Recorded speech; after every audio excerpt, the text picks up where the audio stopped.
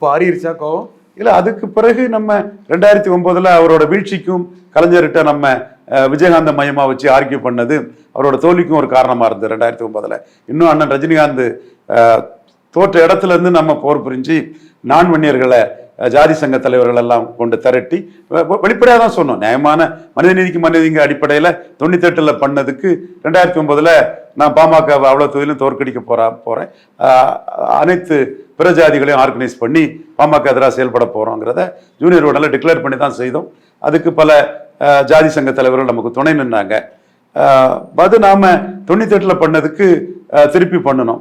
அப்புறம் 19 அவர் திமுக காங்கிரஸ் கூட்டணிக்கு ராமதாஸ் வருவார்னு வசந்தகுமார் விஜயதரன் எல்லாம் சொல்லும்போது திமுகவோட மகளிர் அணி செயலாளர் இருக்கக்கூடிய மக்களவை உறுப்பினர் கனிமொழி அவர்கள் உதவியில் சோனியா காந்தி அம்மையார் மூலமா அதை தடுக்க முடிஞ்சது.